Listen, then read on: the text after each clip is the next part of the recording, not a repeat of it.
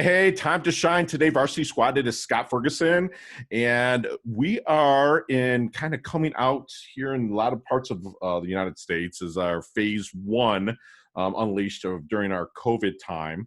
And I have a really good friend of mine that's actually north of the border in the west part of Canada, and he is a coach's coach. So I am very excited to share the content with Mark Kantovich, or Mark Kanty, as he goes in business.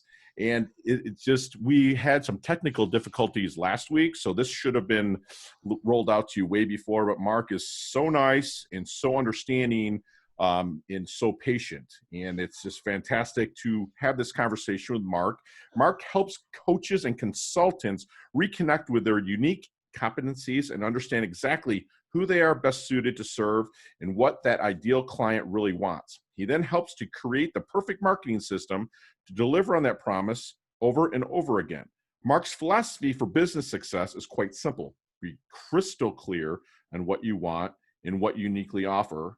Then ask the people you want to work with what they want and give it to them. So it's like he builds raving fans out of coaches that are trying to build their own raving fans.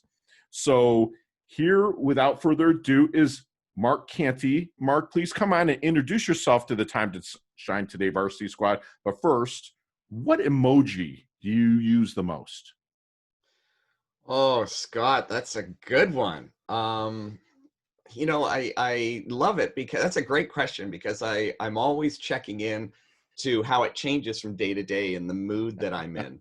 But I would probably say the laughing one, The the laughing one? laughing with tears one is The probably sideways or the up and down? the up and There's down, a sometimes couple the of them now. sideways. But yeah, I think that's the one I love to use the most. So maybe Awesome, it just Mark. shows a little bit about how I view the world. Yes, absolutely. And what's your favorite color? I know it's weird, but there's a reason behind it. No, not at all. It's blue. It Blue, it would be dark blue. dark Yeah, blue. Why is yeah. that? Ah, you know what? It's always resonated with me. I think a big part of it is because I grew up on the water, and Okay. I often say that obviously we all have water in our blood, but that man, if I can't smell the water, if I'm not within distance of the water where I can see it and touch it, I am literally a fish out of water. I can't. I love to visit the desert and the heat, but when it comes to living and lifestyle, I got to be on the water. Beautiful. And you're pretty close there where you are in Canada, true? I am right on the inner harbor in Victoria, British Columbia. Oh, that's fantastic. Yeah. So give us a little origin story about Mark Kantovich, kind of where you started and how you're getting into where you are right now with the release dynamics. Boy, that's a dangerous question with a guy like me, Scott. How much time do we have? You have like 3.5 minutes. I don't know. Go ahead. I Wow, want to hear it. I gotta have to I've been talk. wanting to ask you this, and you've been so patient. So I gotta let's have hear to it. talk really fast. So first of all, I'm gonna let you off the hook with my last name. I know I dropped that one off you on you earlier, but Yeah. just go by Canty. Canty, he's the Mark Kanty. Canty. Mark I want to Kanty. impress Mark a little bit, so I kind of threw it as how it's pronounced. But no, Canty's awesome. Coach Yeah. Mark Kanty. You got it. You got it. So Canadian, have traveled around and lived in different parts of the world, actually. But I was born in the city of Toronto, and then my dad quit a corporate job and decided to escape the city and went into the marine business. So we're talking boats and water. So that's where I get it from. So I was raised in a small business environment. Then I went back to the big city, did my degree in marketing. Decided I wasn't going to climb the corporate ladder. I went right into business. Matter of fact, I started small businesses from the time I was 17. So I've kind of been really an entrepreneur, small business owner my whole life. I've really never worked for anybody and collected a paycheck, if you will. Right. So I grew up in the marine business, and that was one of the biggest life lessons for me. Early on, in that there was a contraction in the marketplace, spike in gas prices, in both the recreational vehicle industry and the marine industry took a huge hit. We lost about 50% of our business What year was that, Mark? overnight. That would have been the late 80s. Okay. one of those recessions that we went through back in the day, and I actually had to shut the business down. And I lost everything. I built it up from what was just a mom and pop shop. I think I shared this with you. The first financial statement I looked at had a $54,000 gross income, Right. and within a couple of years, I built that up to $1 million. And then I lost everything. My major supplier went bankrupt. Interest rates, I was paying, I think I was paying around 14, 15% Jeez. on $1 million worth of inventory. And Wow. it just sucked me dry. And it was a tremendous experience because I was able to, what I call close that business down, but stay intact in terms of my values. So I took care of the people that worked for me. I took care of my suppliers and made sure that we wound everything up properly. I ended up without anything at the end of it. But due to that, I attracted, this was in my 20s, my early 20s, I attracted the attention of a training company that I'd worked with and used out of the States. And the president and owner became a friend, and he sent me a plane ticket and said, you got to come over and visit with me for a week and tell me how you did this, because we're seeing businesses go bankrupt all over North America, and Sure. yet you did it in a unique way. So I ended up, that was kind of my first venture into consulting. That's when I started consulting. And I would have been about 25 at the time. So I was quite a young consultant starting out, and I ended up moving to Orlando, Florida, traveling throughout the Southeast United States and helping business owners at that time to navigate, the rough waters that they were in, both in the marine and recreational vehicle industries. That expanded as I was really just thirsty for knowledge and kept working with this company out of the States, and got to know a lot of interesting people. Got to know Dr. Michael O'Connor, who kind of was instrumental in bringing the DISC instrument Oh, into the sure. business community. So if you know DISC, so I actually worked with Dr. O'Connor and studied directly under him and know him. And started to explore more of the psychological elements of what makes business tick. So everything from the psychology of sales to the psychology of management to the dynamics of family businesses and how they work together, and Sure. also what goes on in people's heads when they're solopreneurs. So you can see how these layers added up to my history. I ended up working with a company brought in down in the Republic of Panama. I spent a couple years there. Hmm. That was back in 2003. And that's where, at the time, I had my marketing consultancy, worked Okay. in Panama, and everything we did was virtual. And it was all online. And that just convinced me after spending a couple years there. When I returned back to North America in 2005, I said, that's it. I'm doing everything online from now on. This is the way the world It is is, going to right? shift. Sure. And that's when I kind of stepped wholeheartedly and full form into the virtual world. And I've been here ever since 2005. So I've been helping businesses. Since then, I had a digital marketing agency. Mhm. I've moved over the years. That's become more of a consultancy and coaching. And for the last 2 years, I've been basically focused 100% on coaching and helping other solopreneurs primarily. That's who I work with, is people who, are like yourself, and Sure. people who work from their homes, typically don't, have an external office space. So all of the, not only all of the benefits that come with that, but all of the mind games that come with working on your own. Sure. So what made you think you wanted to be a coach's coach, or start working with coaches and consultants that coach and consult other people? Well, from those early days in my 20s, I was working with business owners. So it was that kind of peer-to-peer work that was going on. So as my businesses over the years developed, Mhm. I ended up being that person who always worked with, like, the CEO, the owner, the president, whatever you want Sure. to call them, whatever title they happen to have. So it was a natural for me. I was always coaching through that time as I worked with people, whether I was helping them with their finances and trying to get that house in order, or their marketing, or whatever, it was that came out of that. Sure. And so there's a real, warm spot in my heart for solopreneurs that are coaches and that are out there trying to serve and help people. I think part of that comes from the training and all of the experience that I've had to in the whole psychological realm, is that going deeper, Sure. rather than just a mechanical kind of, hey, here's how to go through the process, that really getting in touch with what I call releasing your full potential. So my company name is Release Dynamics, and Right. that is rooted in this concept that we all have a unique story to tell. We all have unique potential that can change our world, can change other people's worlds. And when we release that, when we let that out, that's when the magic happens.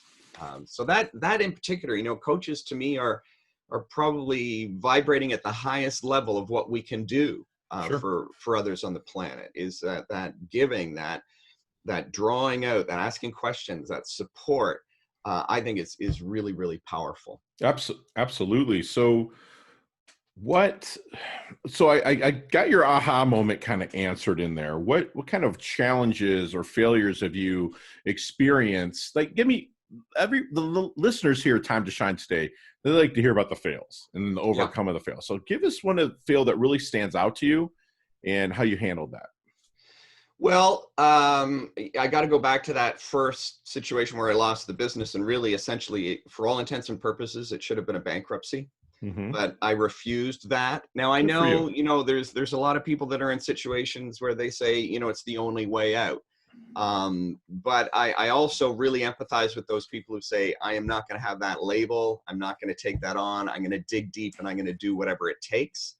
And I think I picked up a lot of wisdom from that fight, to make sure that I actually was able to navigate. And the idea of, I think maybe this comes back to the desire for coaching, is that sense of I'm willing to not only give it all, but give it all up, Hmm. let go of it all. And I did, so I think that that's a big part of it in terms of having that confidence. And I don't even want to call it confidence at the time, but that faith would be a better Sure. way to look at it. The faith that, what, I did it once.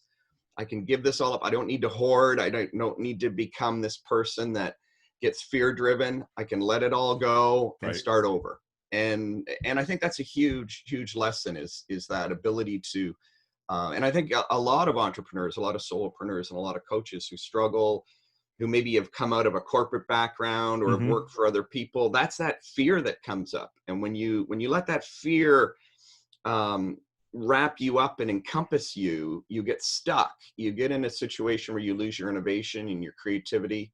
So letting go of that and being open to potential, Mm-hmm. and open to what exists out there that's going to come to you, is so, so important. So that's probably, that significant event for me. Another one I'd share with you too is during that experience, I also had a near death experience. I was Okay. in a severe motor vehicle accident, a Ooh. severe car crash. I was hit head on, and I spent 5 weeks in the intensive care unit on a respirator with crushed, most of my body crushed. Told I Hmm. was likely not going to walk again. Couldn't breathe on my own, and that as well was another kind of significant emotional event for me, Wow. that caused me to climb out and say, no, I am going to walk, and and No, I and I love am that. going to do what needs to get done here to get my body back in shape and to continue on with life and take Sure. on the next challenge. So what do you So I think hope that make answered your question. Oh, absolutely. Absolutely you did. So what do you think makes a great coach? I would say probably the word that comes to mind for me is empathy. Mm-hmm.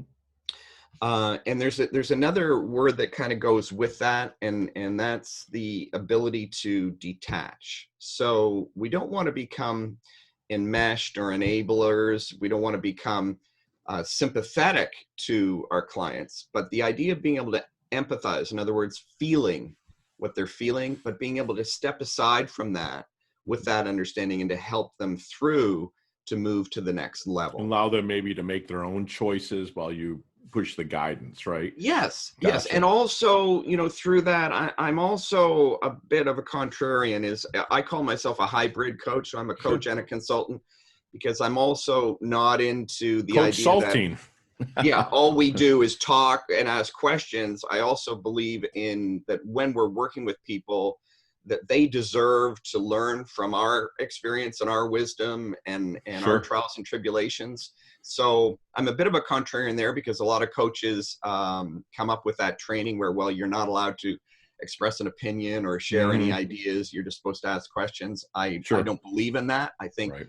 I think we need to take a holistic approach. So that's a personal choice of mine, that No, I asking love questions, that. drawing out, helping people release their full potential, but also helping them skip, helping them jump to the next level, helping them, hey, that 3 years of struggle that I went through, if you can learn from that and avoid all of that, I'm going to give that to you. So Love I it. think that's a part of the uniqueness that I bring to the table, if you will. No, it's fantastic. So, what is your secret sauce then when you're starting to work with somebody to help them find their blind spot? The secret sauce that I would say is that people need to realize that competition and comparison are what can kill your innovation and kill your business. Okay. So what we need to do is come back to the core of who we are, because it doesn't matter if we're all in the same niche, if you will, or the same industry. Sure. What makes our business unique and what we have to offer unique is us. It's Hmm. our personal history. It's our story. Okay. So rather than turning yourself into a commodity and comparing yourself to other people, let that go and realize that what attracts customers and clients to you is you, not your Sure. model, not if you're disc certified, not if you're, Hmm. have some sort of coaching certification or whatever. That's not what is going to So, how attract are people. you finding that blind spot, though? Is the question. Is by spending time and getting people in touch with where they came from. So reviewing their personal history, Love talking it. about what they really, really want. I think the biggest problem that I see most coaches and consultants go into is they become externally driven. In other words, they look for an opportunity in the marketplace and they think that they need to adjust themselves to fit into that opportunity, Sure. versus looking within for the opportunity Right. and then letting that out. Gotcha. So it's a reverse of the way most people look at things. So Rich Schefren, an old mentor of mine, used to call it the opportunity seeker. The opportunity seeker is always running around looking under rocks, trying to find that big idea that's going to make them a fortune. Right. And that's just, I call it winning the lottery mentality. Right. Because that's So there's not a basically, lot of success in that, or not a be lot of follow-through. yourself Yeah. and basically kind of move forward being yourself, and you're Yep. helping them find that blind spot by getting in touch with their personal history, asking lots of questions, Yep. not just listening with your ears but with your eyes, so their mannerisms and stuff. So yeah, And that's taking a very proactive approach, understanding that absolutely you have to design it so that you get what you want. So sure. first figuring out what you want, Hmm. then designing the business that's going to get that for you. Right, and you're Most open people to go into them. business and then hope that Go it ahead. gets them what they want, and they end up with a lot of conflict So and a you're lot of going and asking the incongruency. questions then where, but you're letting them make their own decisions. That's what separates you from a lot of different coaches where, I've been coached by people that really didn't work out for me too well because they're like, this is the way, the truth, and the life, and this is it, Right. where the good ones that, like my guy Sam, he actually would have me dig and then pull it forward and then make my own decisions. And he would guide me from there. So that's a Yeah. lot of what you do, correct? Yeah. Okay, Yeah. And beautiful. here's an example. A client one of my clients that's been with me for a few years, when she first came to me, she said, I've been working with a coach for a couple of years and I'm just struggling in my business. And he's got me writing these things down, and I got to commit to a minimum of, 100 cold calls a week and everything else. And I'm going, well, how do you feel about that? Is that something you really love to do? Do you love to cold call? No. Have you ever done the 100 a week? No. Well, why don't we find a different way that works for Yeah, to you? drum that business up, right? Yeah, because there isn't one set way. You've got to find something that fits into your personality and your strengths, Hmm. and then work with that. Love it. So, Yeah. Mark, let's get in our DeLorean here with Marty McFly, and let's go back to the 22-year-old Mark Kanty. And with the knowledge nuggets you have now, what kind of knowledge nuggets would you be able to drop on that, Mark? Oh, I was I was a pretty aggressive, self-centered young man. Okay. So I would say lighten up. Okay. Like it. Being a workaholic is not the solution.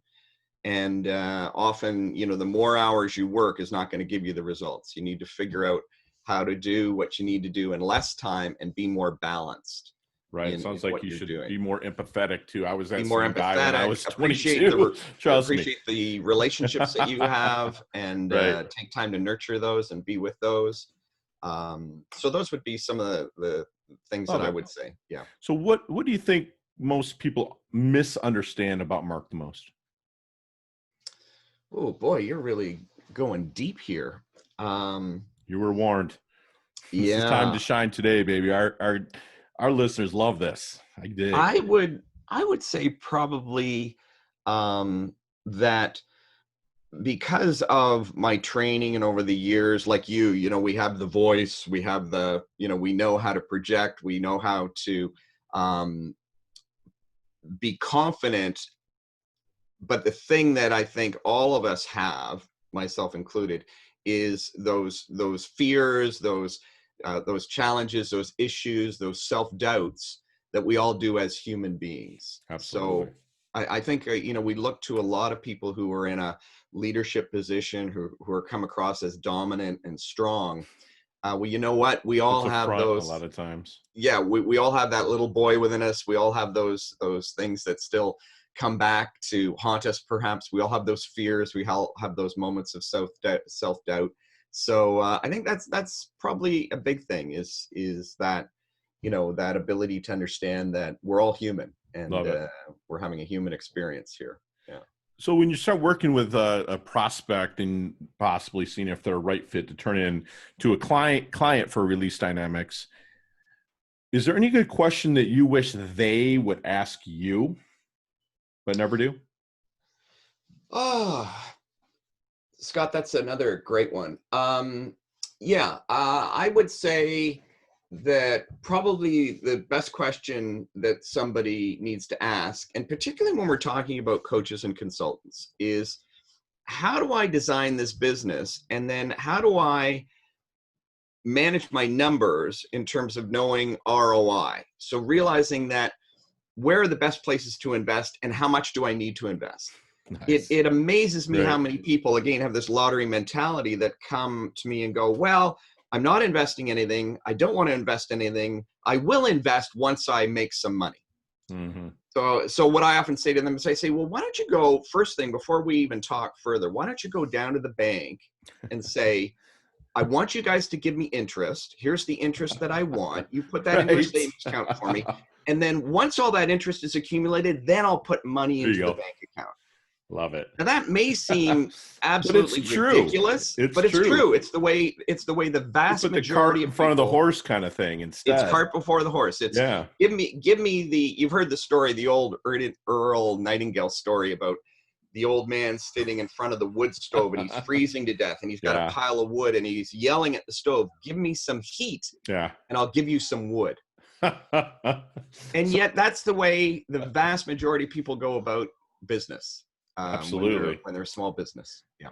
So here at Time to Shine today, we talk about the dash a lot.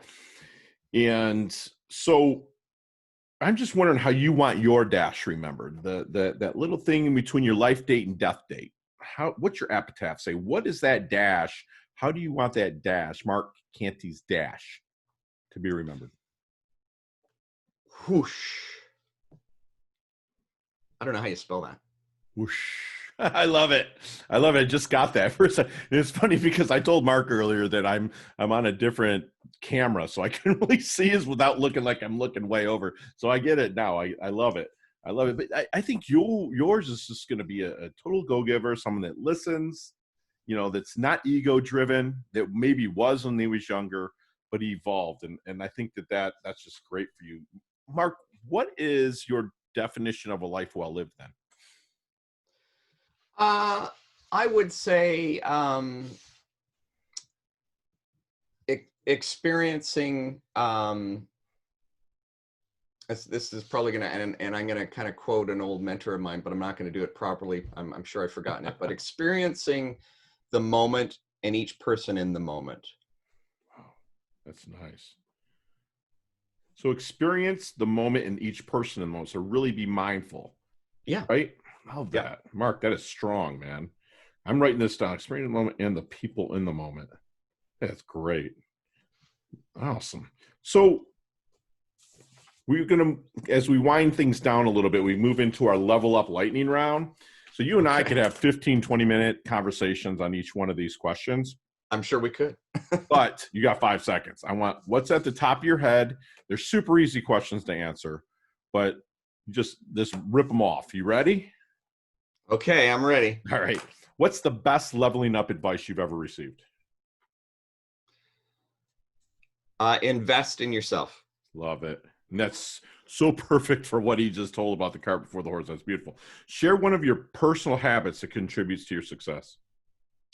Um, Morning health rituals, taking care of the body and the mind. So exercise, nutrition, and meditation in the morning. First Love it. thing.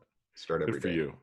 And not what you're reading now or the flavor of the month that everybody else is reading or recommending you read. What's your go-to book if someone was to come to you and say, Mark, what book really hit home with you? Like mine is like Andy Andrews' A Traveler's Gift or Viktor Frankl's A Man's Search for Purpose or Man's Search for Meaning. What is that book for you? Boy, I'm an insatiable reader, and you might have stumped me there. Some pretty obscure stuff too that I'm into. I gotta say, I think I can split that into two. I'll have to split that. Sorry, I know this is a 5 second round. But No, what's the two to books? business, I Without always description, what are the two books? okay. I would say it's a workbook, a booklet called "The Hidden Obstacles to Your Success." Okay. That was written by Rich Schefren. Okay.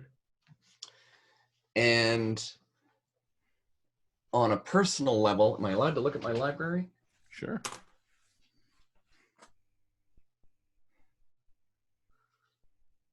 You got me. You got me, man. It's all good. We'll go with that. I think, you know what? No, on a personal level, again, another book would be The E-Myth, Michael Gerber. Yeah. I have it sitting right over here in mine. I've got that dog-eared, so falling apart, multiple copies of it. Love it. I'm kind of in business mindset right now, so I'm trying to think of personal fiction. I mean, taking time to read fiction. Love it. What's your favorite charity and organization that you like to support? Habitat for Humanity. Beautiful. The Beatles, Rolling Stones, or Beach Boys? Beatles. Love it. What age would you be for the rest of your life, if you could be?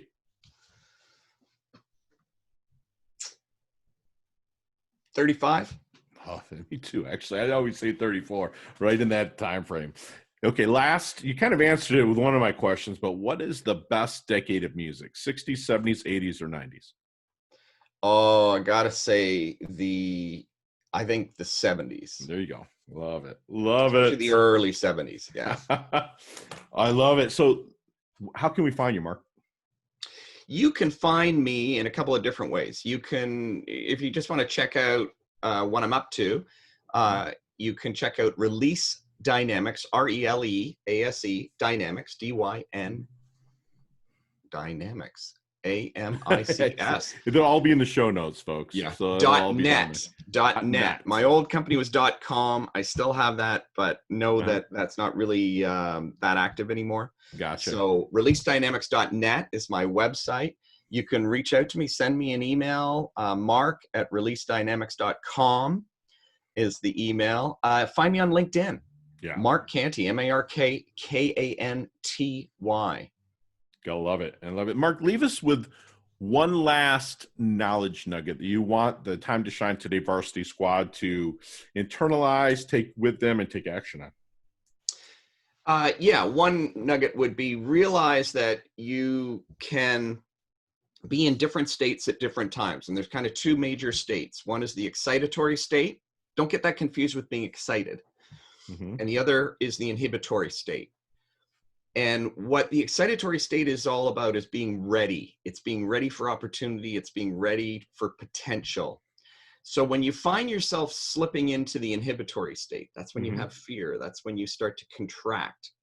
Recognize that all you need to do is pause and remember a moment in time when you had some level of success or achievement. It could be something as simple as making a great sandwich. Love it. get your mind into that space, because that's what it means to be in the excitatory state or the ready state.